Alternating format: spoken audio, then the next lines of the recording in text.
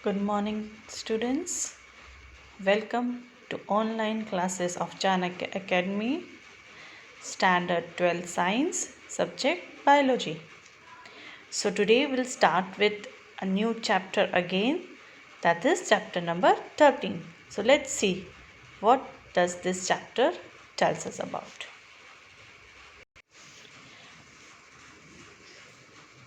Chapter number 13. So, till now we have finished with chapter 14, chapter 15, and chapter 16 of ecology. So, this is our last chapter, which is in the unit of ecology, that is, organism and population.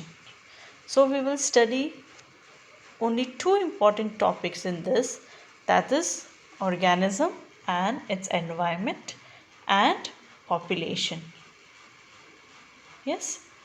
So let's start with this chapter, and I don't need to explain much in this chapter because again this chapter will tell you about some of the important levels of biological organizations, that is about the micromolecules, macromolecules, how from macromolecules the cell is formed, the cells will give rise to tissues, tissues giving rise to individual organisms, from individual organisms how the population is formed, okay, and from population communities, and from communities we will get ecosystem and biome. Okay, so this is a very good level of biological organization which we have studied in 11th standard.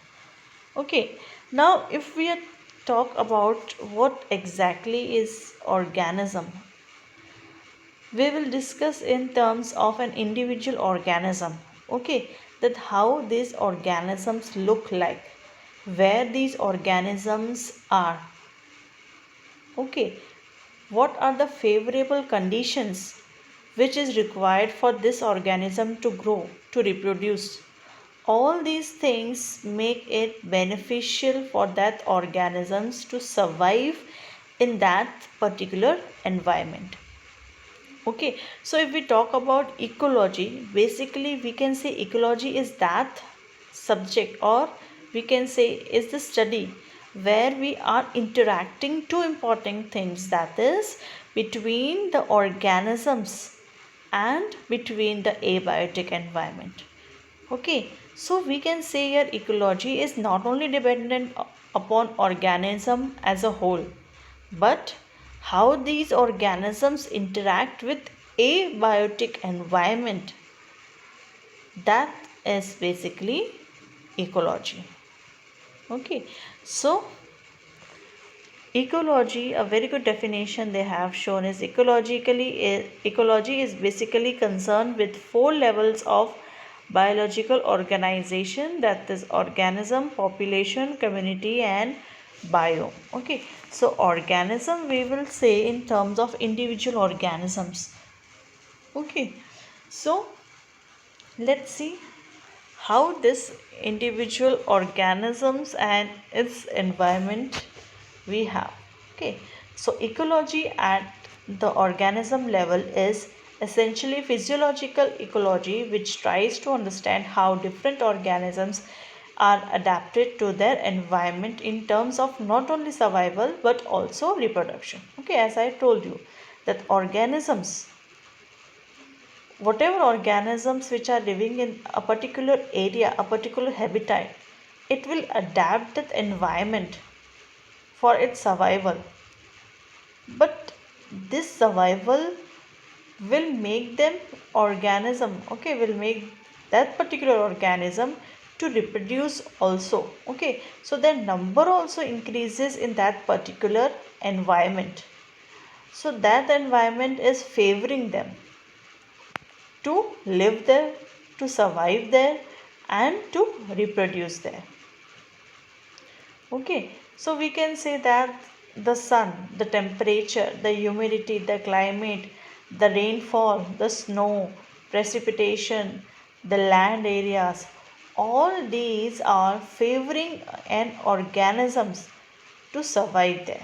Okay, so that becomes its habitat. Okay, so let's see what they are talking about here. You may have learned in early classes how the rotation of our planet around the sun and the tilt of its axis cause annual variation in the intensity and duration of temperature, resulting in distinct seasons. Okay, this we know. These variations, together with annual variations in precipitation, account for the formation of major biomes such as desert, rainforest, and tundra.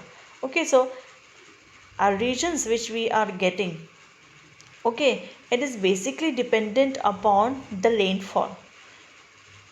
Okay, so the annual rainfall where it is less and where the temperature is high, you will call it as desert. Okay, see, I'll explain you with the chart which is given over here what they are talking about distribution. Okay, it is biome distribution with respect to annual temperature and precipitation.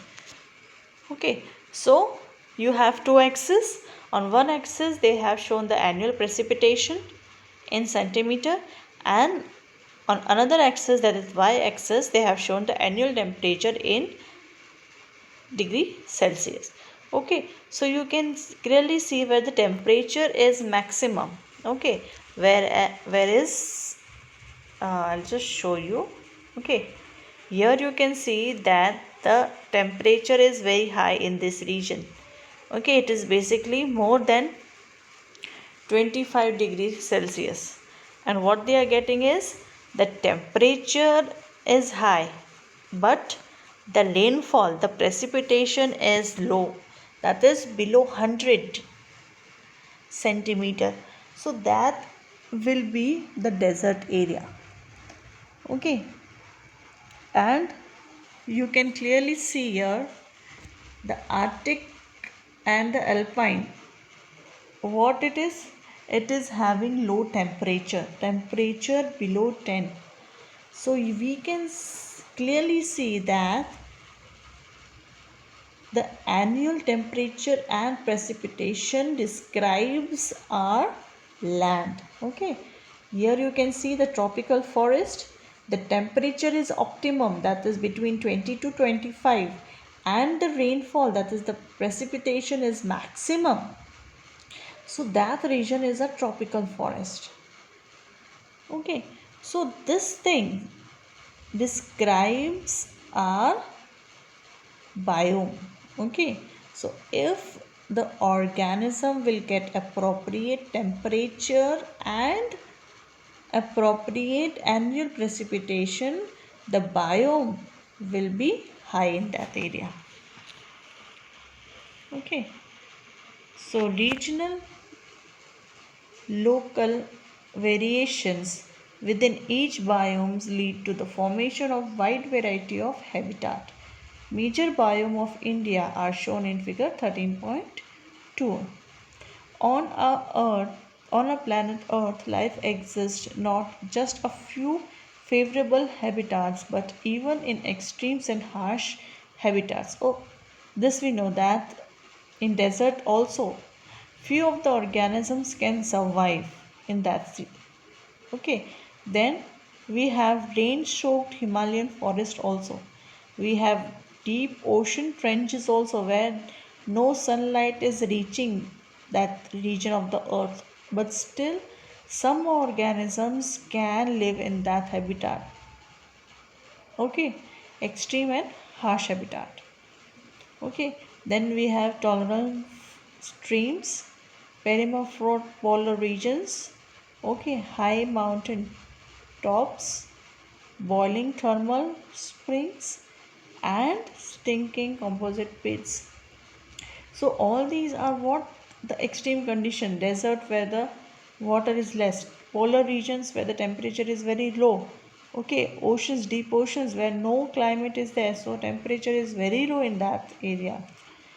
Okay, so what are all these? All these are the areas where harsh conditions are there, but still in that conditions animals can survive. Okay, even our interest is unique habitat for hundred of species of microbes. Okay, here you can see the different regions they have shown: the tropical rainforest, the deciduous forest, desert, and the sea coast. Okay, sea coast, as you know, the salinity is high, but still in that conditions there are many organisms which can survive. Okay, so with this what we can say is the most important one is the temperature, water, light, and soil. Okay, that is required for an organism to survive.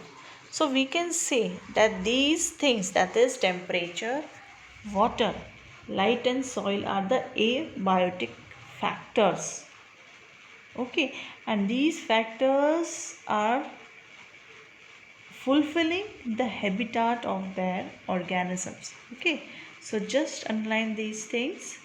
The most important ones are temperature, water, light, and soil. We must remember the physiochemical, that is abiotic components alone do not characterize a habitat of an organism completely.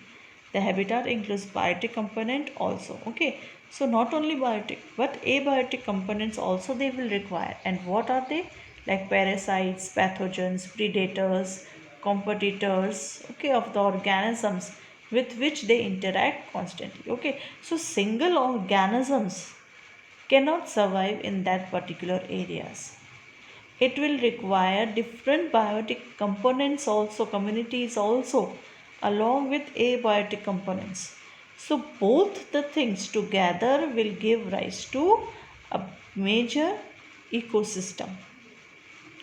Okay, so let's see about the major biotic factors one by one. Okay, so just make notes of these abiotic factors. No need to explain it in deep, but you should be aware of what are the main abiotic factors. So first one is temperature. Okay, temperature is most ecological relevant environmental factors. This you know. Okay, and you know that the average temperature of the land varies seasonally, decreases progressively from the equator towards the pole and from the plains to the mountain tops. It ranges from sub-zero level in the polar regions to a high altitude to more than 50 degrees Celsius in tropical desert in summers. Okay, so we have a range in temperature also. It is not constant in each and every area, and in each and every seasons also it is not stable, it is not common. Okay, it is ranging from different areas. There are however unique habitats such as thermal springs and deep sea hydrothermal vents where average temperature exceeds 100 degrees Celsius. Okay, so what we have? We have thermal springs also, and we have deep sea hydrothermal vent also, where you will find the average temperature it is exceeding 100 degrees Celsius. Okay, it is general knowledge that mango trees do not and cannot grow in temperate countries like Canada and Germany. Snow leopard are not found in Kerala forest, and tuna fish are rarely caught beyond tropical latitude in oceans. And why this is? Because due to their habitat. Okay, they have specific habitat, they have specific temperature which is adapted by them. So if we change that temperature, that organisms cannot survive. Okay, so that is why we have specific organisms in specific climatic conditions. Okay, specific areas we will get them. Yes, let's move further. The significance of temperature to living organisms, when we realize that it affects the kinetic of enzymes that brought it a basal metabolisms activity and other physiological functions of the organism. So okay, this also we know, but a vast majority of them are restricted to narrow range of temperature. So there are organisms which can tolerate, okay, a wide range of temperature. They are called as euthermal. And there are organisms which can restrict to a narrow range of temperature, and they are called as xenothermals. Okay, so according to them, according to the temperature, according to their organisms, these are being classified into two, eothermal and stenothermal. Okay, now move to the second abiotic factor, that is water. Water, as you know, is a very important factor influencing the life of organism.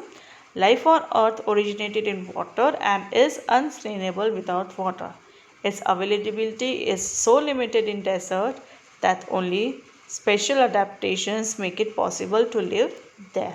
Okay, the productivity and distribution of plants is also heavily dependent on water. Okay, so water is the main component, you can say, more important factor which you can say that is being there on earth. Okay, you might think that organism living in ocean, lake and river would not face any water related problems, but it is not so. Okay, because in them the salinity plays a very important role. If the salinity is changed in the aquatic organisms, they will not survive. Okay, oceans and rivers, both of them will have different salinity. Okay, so organisms living in ocean will be adapted to live in those salinitic percentage, whereas the organisms living in river, they will survive in that regions only. Okay, so the change may cause death to organisms. Okay, the salt concentration is less than 5 percentage in inland water, 30 to 35 percentage in sea, and more than 100 percentage in hypersaline lagoons. Okay, some organisms are tolerant of a wide range of salinity. Okay, they are called as zero halines, but other are restricted to narrow range. They are called as stenolines. Okay, now next one is light.